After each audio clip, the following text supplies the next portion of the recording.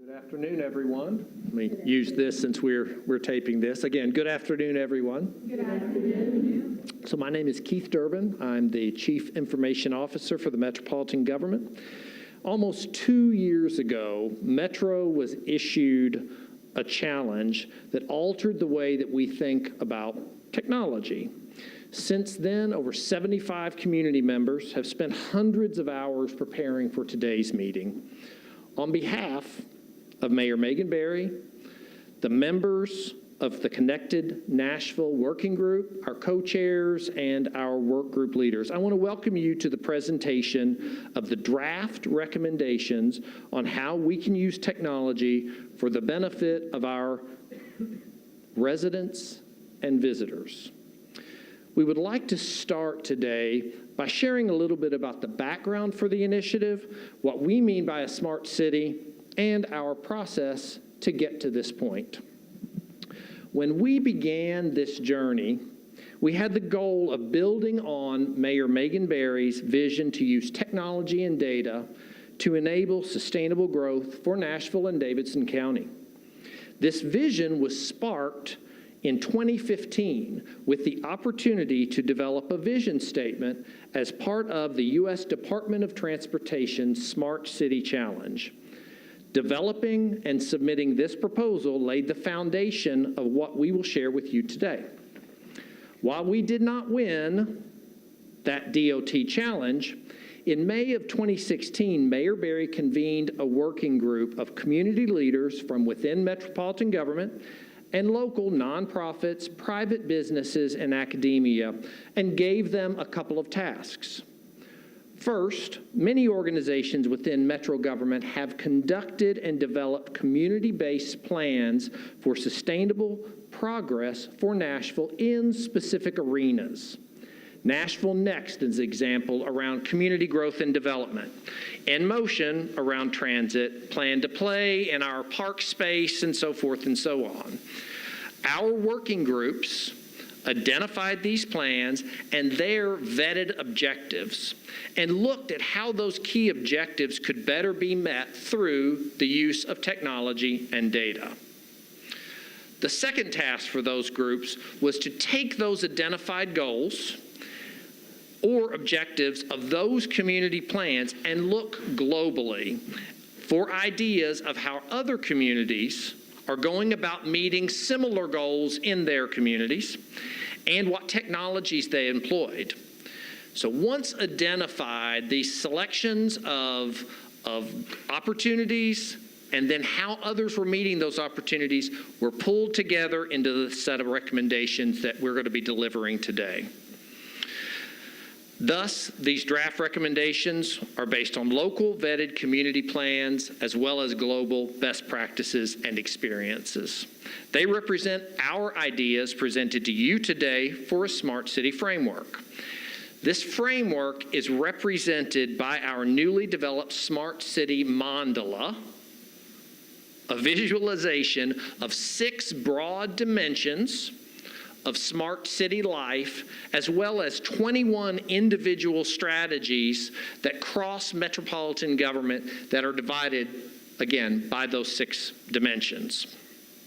They represent a comprehensive approach specific to Nashville's needs and opportunities and guided by Mayor Barry's policy priorities. When we talk about a smart city, we're talking about a city that uses technology and data in ways that are beneficial to residents and visitors in meeting our established needs. So at this point, it is really important to note that what we're talking about here truly is a vision for the future. While some of these ideas are currently percolating and actually being implemented within Metro government today, others must be fully vetted within the government and appropriate funding allocated through future budget processes that are then submitted by the mayor and then ratified through our Metropolitan Council. So we're really glad and excited to make you part of this process, of this vision for Nashville's future, by asking for your review and feedback on these suggestions to move Nashville forward. So shifting gears a bit, as well as the specific suggestions that you are going to see today, as well as specific strategic actions underneath our strategies, the working group felt it really important to put some principles in place to help guide our thoughts and directions as we operate in a technological world that is moving really fast and at an even more accelerating pace. While we can't imagine every possible direction today, what we can do is be transparent about how we want to think about and address these priorities in the future. So to help us learn a little bit more about that, I'd like to introduce Colleen Herndon with Metro Information Technology Services, and one of the people who helped greatly to get us where we are today, to talk about our guiding principles through this effort.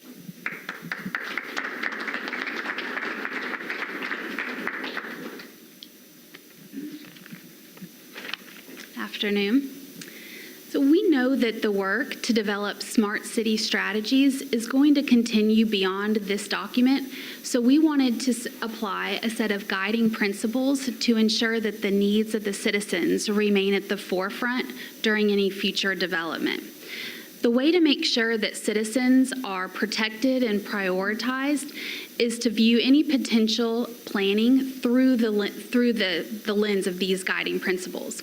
The first one is collaborative. We are focused on promoting active partnerships with engaged residents, nonprofit agencies, the academic sector, local businesses, and the state, local, and federal government in order to maximize opportunities and impact. The next one is community-focused. Our smart city vision starts with the needs of the community, and it uses technology to provide citizen-centric services aimed at solving local challenges of our community. Our smart city solutions need to involve the community and continuously evaluate the benefit to the community. If it's not benefiting the citizen, we don't feel as though it's worthwhile in pursuing. Using technology for community benefit means respecting the need for individual privacy, protecting sensitive information, and acknowledging citizen concerns. Our next guiding principle is equitable and inclusive. Any technology or service aimed to benefit the community will not serve its purpose unless the benefit are available to all of our citizens. We believe that these services and technologies need to be accessible, affordable, inclusive, and equitable if we really want to increase the quality of life for Nashville as a whole. Our next principle is responsible and transparent. We want to be clear about our goals.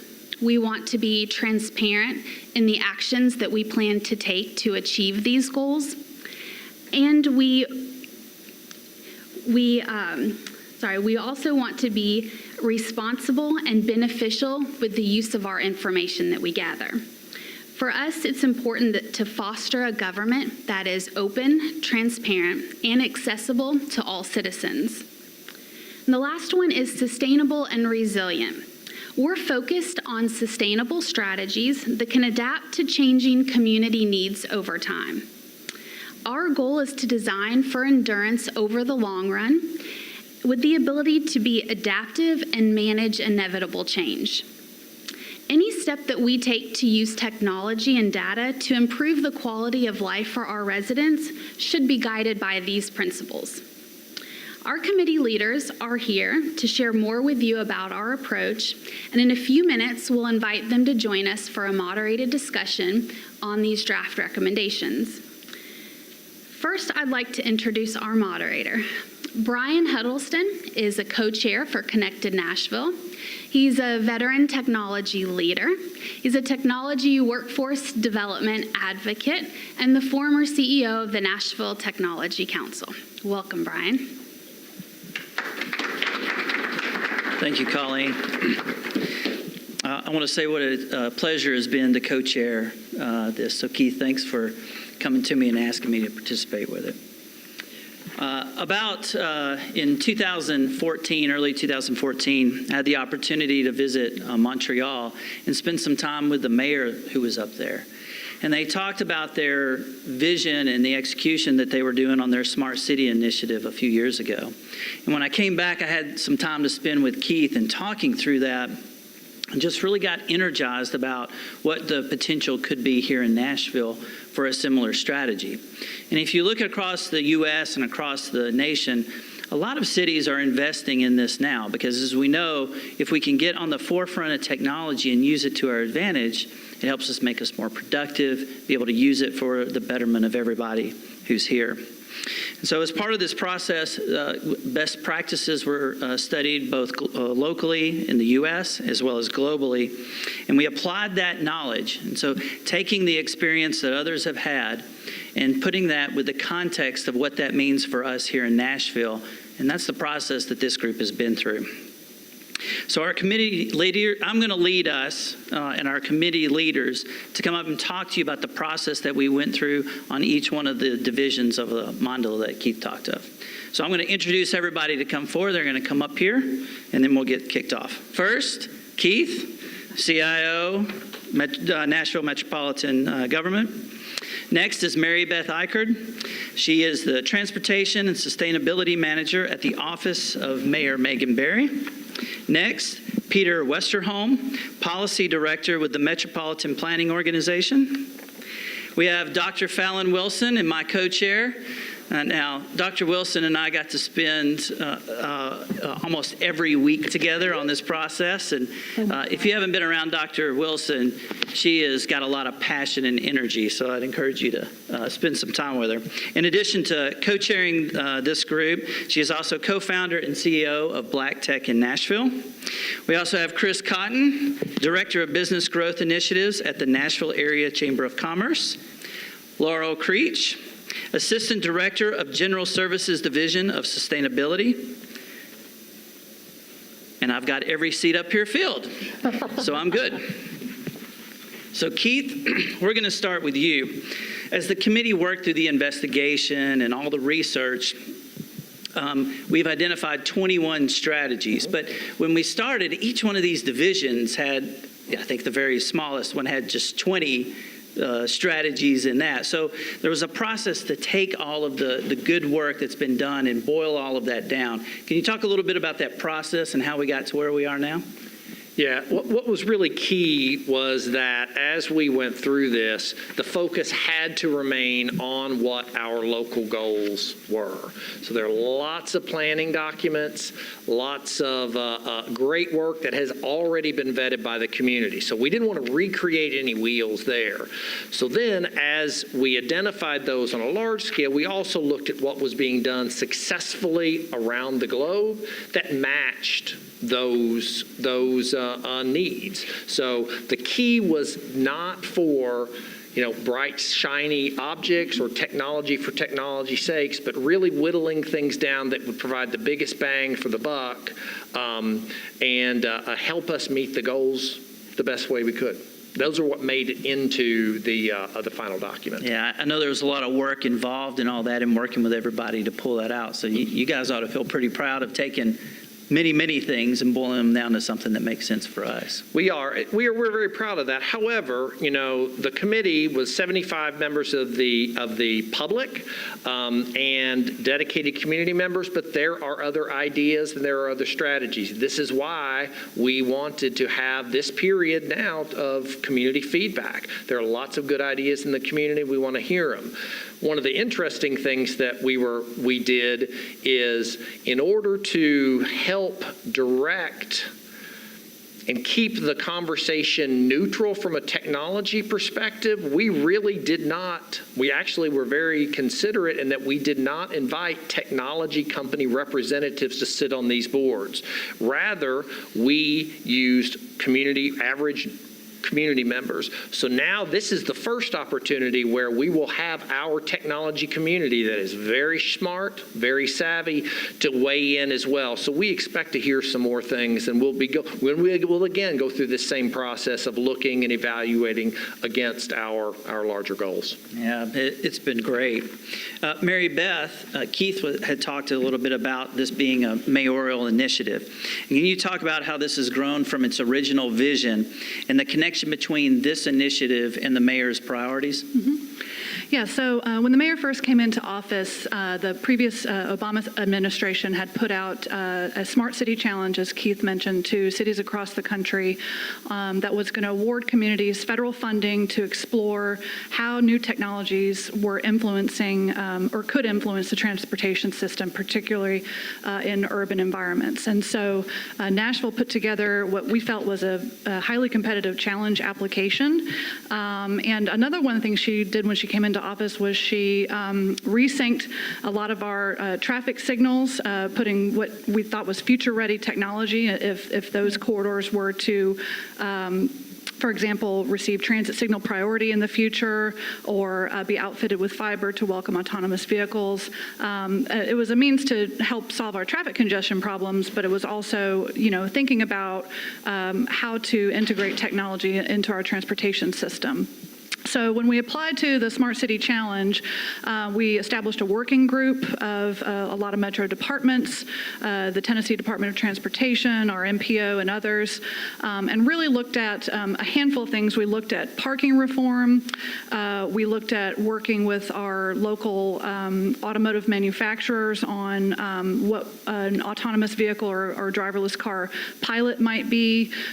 We looked at sort of doing a lot of back-end data integration. So a lot of our networks, local, state, federal, were talking to each other, looking at our fiber plans along our roadway network.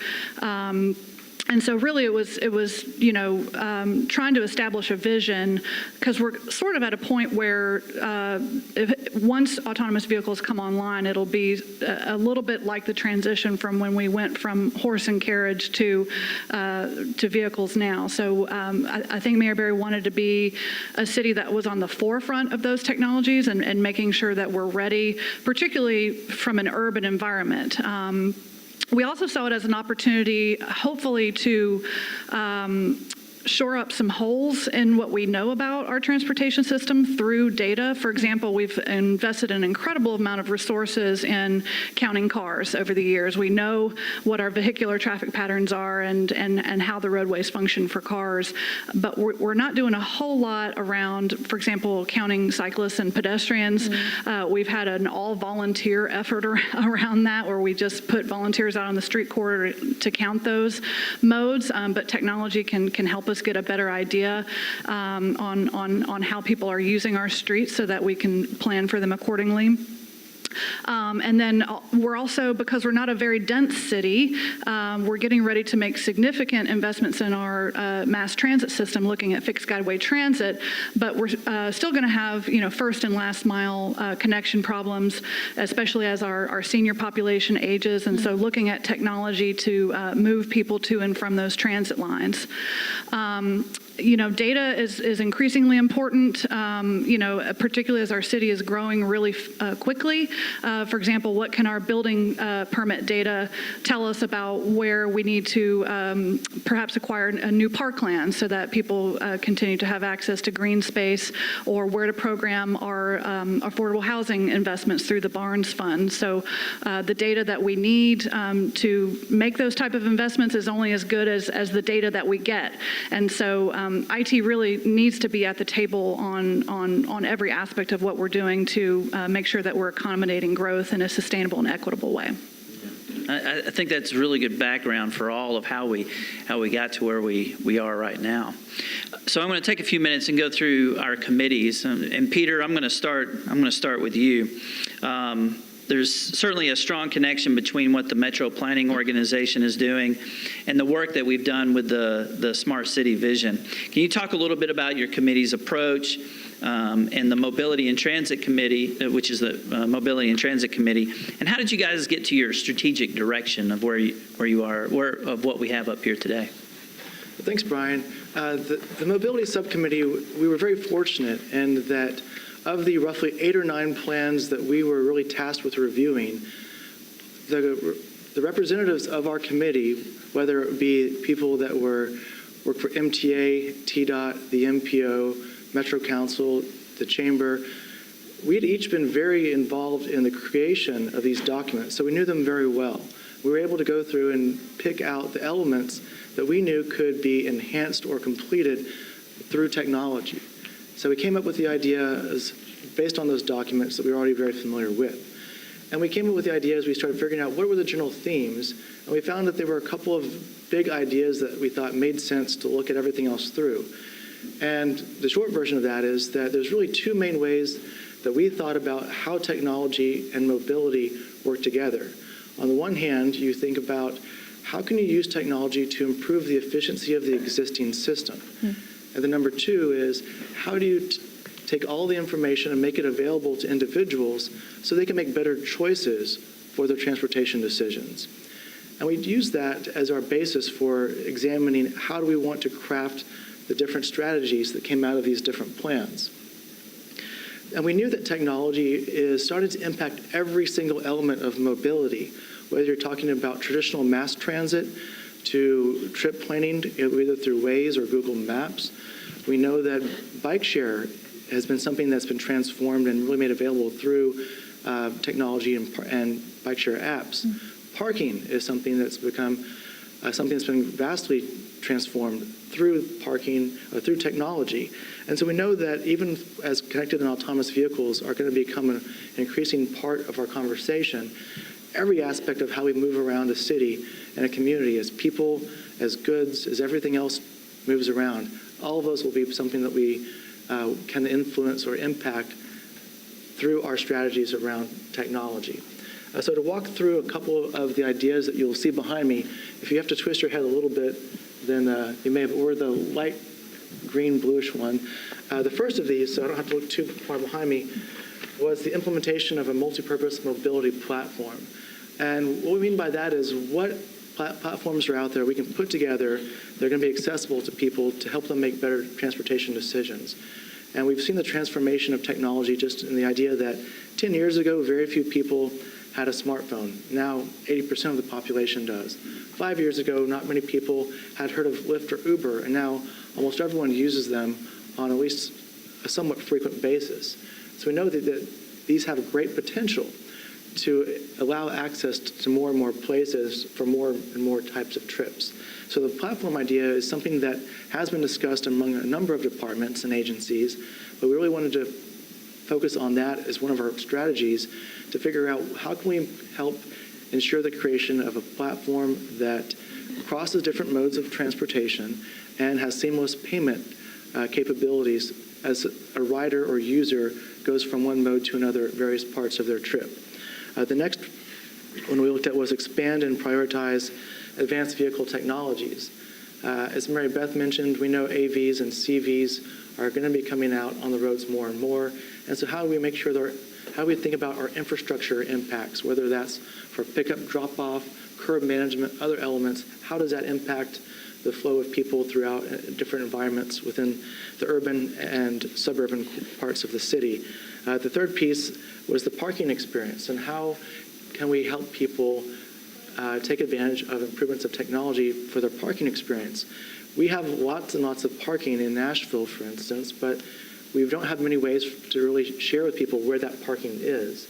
So if we can share the availability of those parking and maybe even the pricing of that parking, then we can help direct people to those spaces more effectively and reduce the amount of congestion that's caused by people looking around for a place to park. And then the final piece we looked at was the enhancement of transportation corridors. We know that a lot of our corridors are going to be seeing significant investments for transit. What else does that look like for trip planning, wayfinding, multimodal connectivity along that corridor, and how does that benefit some of the other broader themes we pursue as a community? So I invite you to come by our booth after this and learn a little more about everything. And I'll turn it over back to Brian. Yeah, I get to move us on. I know I'm excited about I use technology. I use Waze to get here, and I think I only had to come like 2 miles. But it gave me an idea of how long it would take. And I've noticed in myself personally how using technology, I'm using it more and more, so I get a better idea, avoid things, and get to the point where, so I'm anxious to see all of this come together. Fallon? You headed up, in addition to co-chairing, you also headed up our education committee. Can you walk us through some of the same things in the approach that you guys took on the education committee to get to where we are on our strategies? Yes, and I love co-chairing with you. I have to begin by saying that.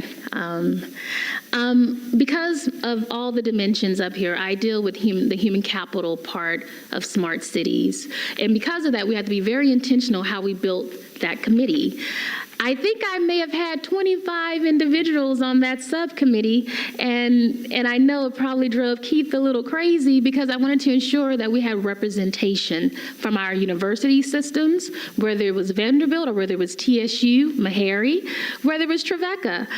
Also wanted to ensure that we had cultural representation. I wanted our community to look like what Nashville is becoming, and so it was a pretty large committee, but a very valuable committee because it helped us think through what are some of the education-related challenges and opportunities that we can actually make recommendations on. And of course, like all of my other colleagues up here, we looked at all of our major reports. We looked at Nashville Next Education, we looked at SCORE's report, we looked at the Chamber's last year report card, and what we noticed in all of those amazingly great reports is that there was a theme that emerged around collaborating with private, nonprofits, business, and various cultural communities on how to address achievement gaps more broadly, right? We can't have like achievement gains unless everyone is at the table making those decisions, especially as it relates to a smart city. For instance, what does a multimodal system mean to the everyday person? And so one of the things that emerged for one of our strategies is that how do we begin to think about a lifelong learning model for everyone in Nashville, not just K through 12, which is exciting, or K through 16, but how will my grandmother understand this new world? And so somehow we have to figure out how to build a type of learning community, and that can only happen when everyone's at the table. The second thing we realized, and because I had such passionate discussions with 25 people, is that we wanted to make sure that we had educational excellence in computational sciences in K through 12. Say computational sciences. Computational sciences. I'm an educator, so we had to have a little interaction on this panel.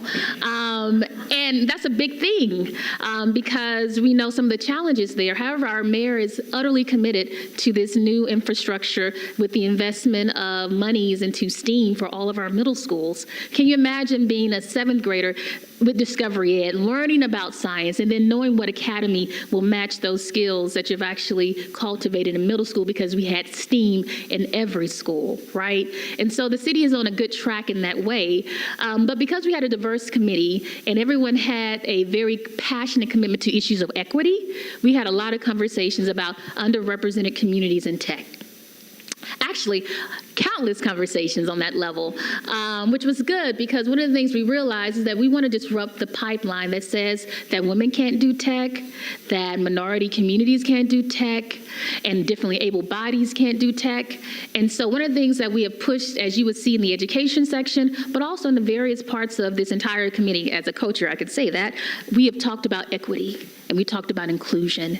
And one of the things that I hope that the school district would think about is implementing computer science AP, the principles of computer science. What we realized about that, and they launched it at the College Board last year, is that it increases, actually triples the number of women and African American and Latino students who, number one, take computer science and then go into those majors in their first year in college, which is important for our workforce component of smart cities. And lastly, a big overarching conversation we had was around digital inclusion. Say digital inclusion. Digital inclusion. It's a very popular word and a very important word because it really gets at the inputs of our pipeline. I want to be able to say that I can produce amazing computer scientists and amazing programmers who are going to create these amazing products that's going to push our economy forward in Nashville. However, if we're not looking at the beginning of the pipeline as it relates to access to low-cost broadband, how do we make our partners play well with one another so that we can get those types of things, right? And we have many recommendations on that. But the one that stood out that I'm going to talk about, because I don't want to take everyone's time because I love to talk, is the notion of how do you do like radical digital inclusion work where you're not just simply teaching our citizens about computing, but how could they become co-creators of this new connected Nashville? New York has a great model out there, right? They have what we call Civic Hall. They bring people like you, all you amazing technologists, community partners, and they solve social issues by creating tech products. And so they're not just simply saying, I'm learning to Excel because somehow Excel is going to get me a job, which I go back and forth on that because I have a PhD and I don't do Excel. But how can these types of tech skills be used to cultivate community products that really make this notion of innovation available for everyone? And I'm going to stop right there. Overall, I think my committee really was great with pushing me as a co-chair to have great conversations with all of our subcommittees about issues of equity. And so I'll stop there. Thanks, Fallon. Maybe I'll get with you later and we'll walk through a little bit of Excel and we can put some of your computations in there. We'll do some highlighting and some sums. So we'll put those in there. Chris, while I was coming in this afternoon or driving downtown this afternoon, I saw all this construction. There's like a new building going up. And I think we're all seeing the economic development that's happening and really the impact that's having on us as a city. Talk a little bit about the economic development side, your committee. Where did you guys come up with and how did you get there? Sure. Great question. I mean, basically, as he mentioned, we're in a position of strength when it comes to talking about the economy in Nashville. So that was one clear theme that came out of the initial conversations that our group had. In that exact same conversation, we also started to talk about gaps and areas of opportunity that we really needed to work to improve on. And the other real theme that became apparent in a lot of those conversations was what was missing was this idea of connection, that there are a lot of these resources that are out there that either they don't talk to anything electronically or they don't talk to each other or and occasionally these are organizations that don't talk either. So there was this other theme of just really connecting and networking and, cliche, but connected Nashville. So it works out in that way. But from those themes, the conversations that came out of that, and I'm sure we probably had 50 items together and we tossed those over to Keith and he's like, no, we can't do that. We're going to have strategies here. So we took most of those ideas back to the drawing board and we really just started to look for the common themes. And so there are a lot of pieces that we could tie back together, thankfully, because I was getting tired of going back and forth with Keith. But eventually we got there. And so, most of this stuff, it feels like it's in the right place now. But so one of those elements, we knew that we wanted to go after some of Nashville's core industries. We wanted to do something that was industry specific so we could be focused. We put two of them out there. So the first one was healthcare management. And the second one was tourism. So both of those in need of technology, in need of some sort of improvement. The tourism one ended up not living with me, so it did not stay in our group. That really became much more focused on the infrastructure and some of the different pieces and sensor technology and wayfinding and stuff like that, which I know absolutely nothing about, so I'm glad that it went to a different committee. And so the healthcare management piece is what stuck. And that one is one of those, I don't know how much you all follow the healthcare situation nationally and across the world, but there's an opportunity there to do something in Nashville that can impact the rest of the world. So I'm excited to see us take that piece on. The next piece that really came up was, as we're talking about workforce things, and obviously a lot of those conversations were shared with Fallon, and some of those conversations ended up being things that are in her area as well. But a lot of that was we can be better and more data focused. We can use information to make these decisions. We're in a position of strength when it comes to things with the economy. We have these opportunities now where we can be selective and really do things in the best way for the future of Nashville. So using information when we make workforce decisions or how we align the talent that we're producing K through 12 and after, and being creative about the ways that we think about aligning that, that was a real opportunity that came through. And also from the economic development side, there's a lot of information out there that we could start using. And we can improve in a lot of ways when it comes to the way that we do economic development across not just Nashville, but the region as a whole. And so from there, it really dove into two other conversations. So I've only got 4 total, and I'll be over there afterwards. But the next piece was really small business resources. And so that for us, these two are very related, so I'll just throw them at you at the same time. One was small business resources, and the other one was basically entrepreneurial community. And the differentiator there was small business resources was basically things like, how do you get a business license and file all your permits and know how to get zoning changed up and everything like that. It's difficult. I don't know how many of you are business owners or were in the past or were involved with stuff like that, but there's a real area of opportunity to improve just the processes involved with doing things like that. And it's not because people don't want to pay their taxes or whatever. They just, they need to know what they need to know, and they need to get to it quickly and easily and conveniently, and it needs to be accessible to everyone. And so there's lots of things like that could take place. So, and everything that's happening in terms of open data and what the city's doing there. So there's a lot of it, again, that was already in existence. It may just not be connecting to all the resources that are potentially out there. And then in terms of the entrepreneurial community piece, that was more taking this entrepreneurial spirit that Nashville has, some of it music, some of it creative, but it's definitely there, and it's there in spades versus other communities. So how do you take that and, really go further with it? Or how do you extend it to populations that may not have really thought of entrepreneurship as a career path, So being able to introduce that in the schools, or being able to use that with previously incarcerated individuals as a potential career path and a path forward. So that was really the 4 areas where Keith made us take our 50 things and push them into some semblance of strategies. So thank you.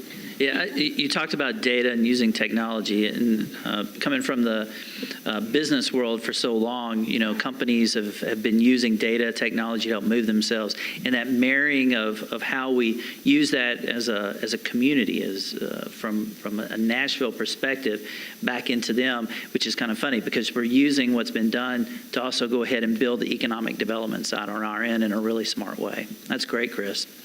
So, Laurel, lastly with you, you were on the livability committee, and you guys worked overtime. You didn't develop just a single dimension, but you have 2 dimensions, both the smart living as well as the smart environment strategies. So one of the recurring themes in this document is sustainable growth for Nashville. And when we think about technology, we may not think about how that ties back into sustainability. So take a little bit of that and talk about you guys' committee and how you came up with your strategy and where all those came together.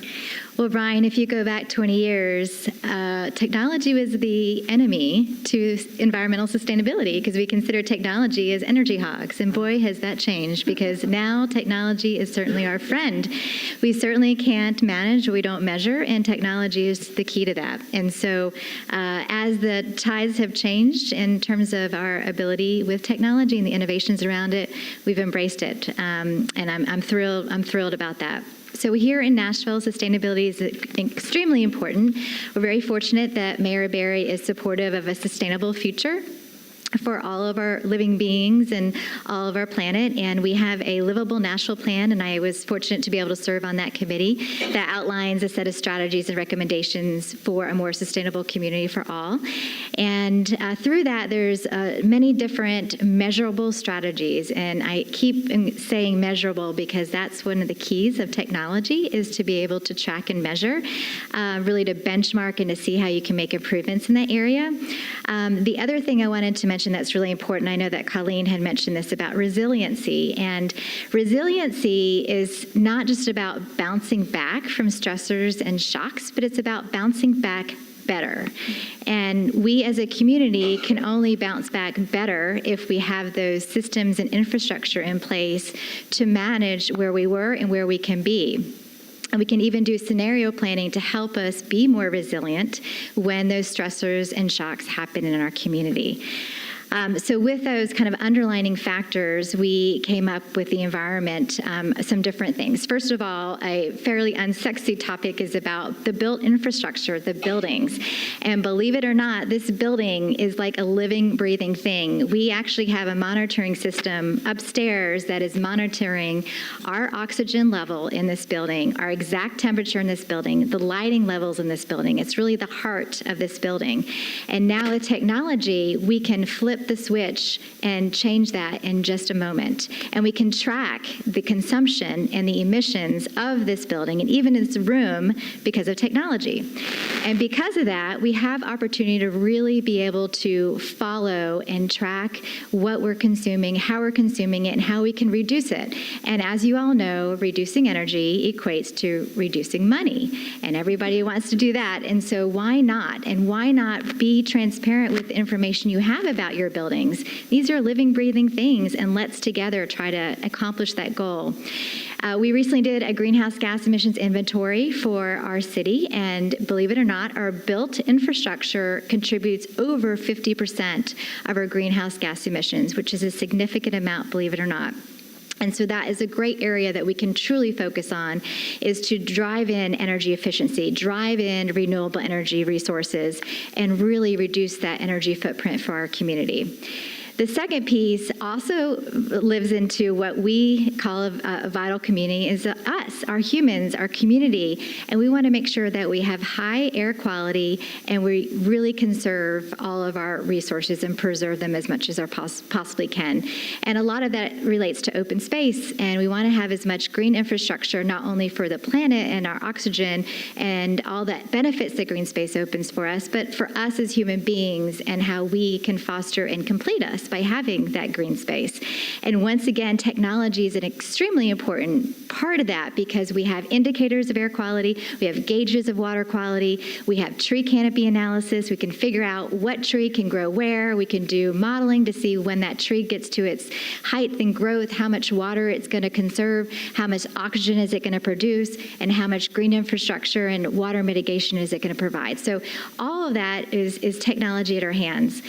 And one other kind of underlining theme is about weather and climate. So a lot of people may not know, that sounds like the same thing. And a great scenario I heard, or example of that, is weather is like your mood. And your mood may change day to day, hour to hour, week to week. Climate is more like your personality. And your personality may adapt and evolve over time, but it's more longer processes. And technology is able to track not only your weather/mood, but also your personality/climate. And that is extremely important when we're looking at trends for the future of not only our Nashville area, but our region and our nation and the globe as a whole. And not only that, but be able to compare to other areas all across the country and the world as well. So with that, I'm thrilled that environment sustainability is a component of this. It's been an honor to serve on this committee, and I will be over in the color of green, right over there. That's awesome. So I see one day we'll be able to log into our dashboard and see how happy the city is doing. Is that what I'm hearing? We'll have a happiness meter as we're measuring things. Those exist, by the way. They do. In some cities. They were when we went through the thing before. I remember seeing a happiness factor for cities. All right, Keith, we're back to you.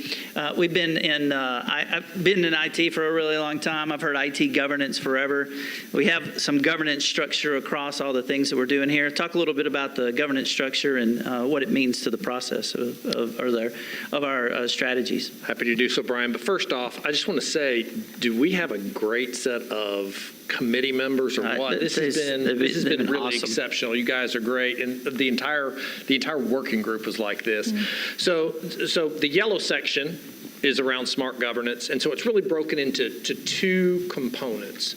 So first off, when Brian mentions IT governance, one of the things that has historically happened in lots of different organizations, and Metro is no different, is that one department goes off on some great objective, some great technology, and then no other department is aware of that. And so there are clashes, there may be duplicative spending, one may not be able to support the other in the way. So one of the things that we want to look at seriously is how we, as a metro government, 58 loosely federated departments and agencies, can really start to work together, not only within the local government, but also within our partners in the community, technology partners. I see our friends from Google are here. We appreciate you being here. People like them.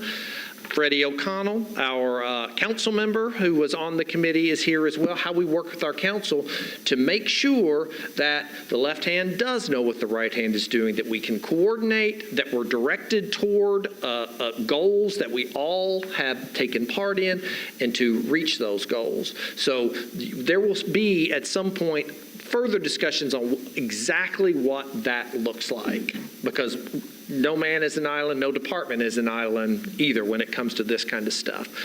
The other piece of this is the more decidedly unsexy component of it, and it's around infrastructure. So we have talked about lots of fantastic things that are happening in the environment and measurements of what's happening in the building and education and autonomous vehicles.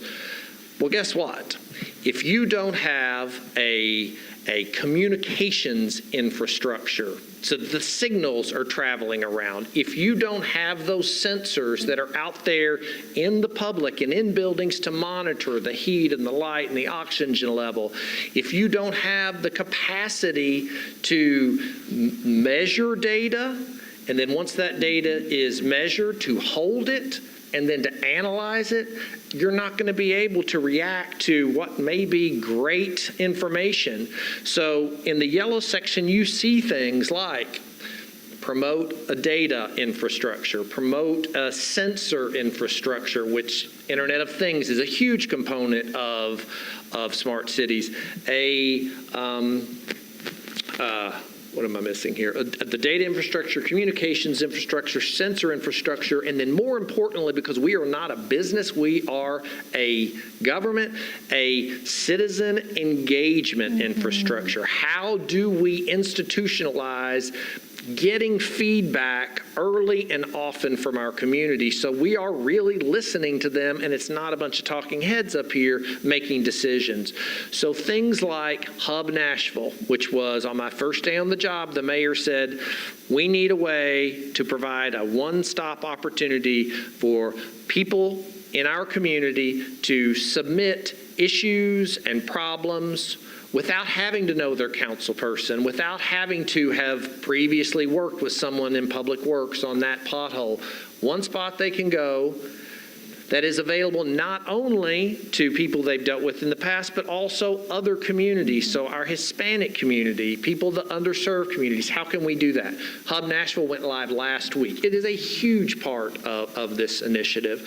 So it's really those two things. It's both the governance to make sure we're moving in the right directions together according to our plans, as well as some of these underlying components that enable all of this other stuff. I view the yellow section as enabling the rest of the entire mandala.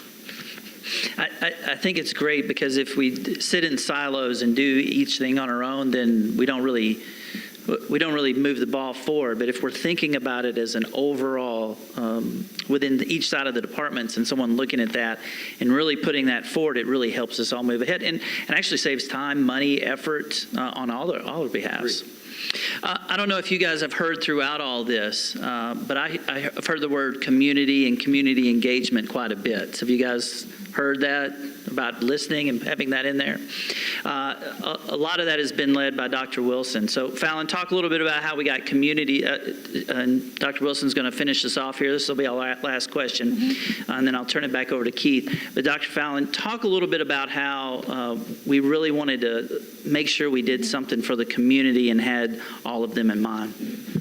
Well, I think we started the process by making sure we had a diverse committee. I think that's important to say. And that took time. And Keith let me add a lot of folks in various types of capacities so that we wouldn't have a moment where we had public engagement and our Latino community, our Kurdish community said, this does not represent our beliefs or the things that we think we should be moving for. We hope that we have mitigated some of that in the design of the entire report. The second way that we did it, because I have to tell the story, because I think it's important to tell the story for why we have the guiding principles. On my committee of education, like I said, we had a lot of conversations around how data and tracking could be not as beneficial for certain communities, and what could the city do to ensure that there was a sense of solidarity and using it in ways that promote community. And so a story came up from one of our representatives who was with our Muslim community, and she gave that feedback very passionately in a way that I think I could not, as a co-chair, not bring before Brian and Keith, and we talked about it. And so with that member and other members, we crafted the guiding principles with Colleen and said that when we use data and information and technology, it is always for the outcome of community enrichment. It is not to penalize, it is not to ostracize, it is to promote collaboration and transparency of data. And given the great investments of the city with our Chief Data Officer, Robin, who I don't get to see too often nowadays, and all those infrastructure things that the technical standard folks have worked out as it relates to privacy, we have ensured that we've addressed some of those concerns. That doesn't mean that there won't come up more concerns in the next 3 weeks. In addition to that, we're going to host several community meetings with community leaders so that we can really dig deep into the report beyond this moment of launching. And so we have an intentional effort to ensure that data and technology is used for enrichment purposes and not in a way that I think it could be used if you didn't have leadership like this, or leadership in our city to really make sure that it's community focused. That's great. With that, I'm going to turn it back over to Keith in a minute. There's been a lot of people that have spent a lot of hours on this that you see up here in front of you. Will you join me in thanking them for their service and what they've gone through? Thank you, guys. And before I turn it over to Keith, Pearl, will you stand up for just a quick minute? Colleen, these three folks, Fallon and I saw them almost every other week. Stand up, Keith. They have worked so hard, and I would be remiss if I didn't really make sure that they were seen for it. So thank you, guys. Appreciate your service. Appreciate it. Keith, I'm going to turn it over to you for a few final remarks, and then I think you'll tell everybody what our process is and what we're going to go through and do next, right? Absolutely, Brian. And thank you, Fallon, as well, for your leadership. So our last phase of this is going to be a little bit different, and I'm going to set you off on an exploration of the work we've done. But first off, I do want to make sure that everyone is acknowledged appropriately. So first off, none of this would be possible without our executive sponsor, Mayor Megan Berry. We really appreciate her. I wish she could have been here today, but sometimes mayors are very busy people, let's put it that way. And then I also want to thank her entire staff who worked very closely with us. So not only Mary Beth, but Ann Havard, Eric Cole, who are here. And so thank you. And then everybody else in that office. Aaron Hofkinschiel, who is also not here, is the mayor's transportation and sustainability director, worked very closely with us in that transit and the Livable Nashville work group. group. I want to give thanks especially to our Chief Security Officer, John Griffey, and our Chief Data Officer, Robin Mace, who were instrumental in making sure we were thinking through those things. And they were a part of a very special kind of fifth working group. There were 4 that were represented up here, and then there was a 5th one that was responsible for looking at technical standards and setting a level of technical standards that every one of our smart city projects want to uphold. This was led by Abhishek Dubey, who is with us here today. Where is Abhishek? Or he was with us here today. And Bob Colley. And that actually, the work there is going to be included and submitted to a group of global CIOs who are working to do that same type of thing. The work we're doing right here is absolutely in accord and at the same time frame that cities all around the world are doing this. Finally, Metro department heads and their staffs. We got a number of department heads here today and a number of people on Metro staff, so thank you for being here. And then finally to, the committee members. We had about, again, 75 committee members, and they did a tremendous amount of work. And then one final thanks again to Brian and Fallon. So with those thank yous done, I want to talk about the next step, the exploration that we have. So what you have around the room are a way to explore first, and then a way to provide a first round of feedback. So each of the 4 dimensions are provided. There is detailed information around each of the 21 strategies, but also sets of strategic actions that are also suggestions. I would invite you to explore these here. Let us know what you think, either by a paper response or, even better, an online response. So by now, our Connected Nashville website, connected.nashville.gov, has been turned up. Our entire strategic plan is there on that website. Google Translate, thank you again, Google. We'll get it to any language you want to with a, 95 to 98% accuracy rate, which we love. We also out there have the opportunity to provide online survey feedback for one or all of the strategies here. And it is live in both English and Spanish. So we urge you to go out here, explore, give us your feedback first on how do you like what we've got? Does it hit the right marks? What have we missed? And then also for each strategy, we ask you to prioritize. How important is this strategy to you, or how not important is it to you? All those results will be consolidated in November. We'll be pulling these back together, and we'll present a final report to the mayor, to the Metro Council, and the community at large. So I really appreciate you being here today. Get out there, explore, and give us your feedback. And thank you for coming. Have a good rest of the day.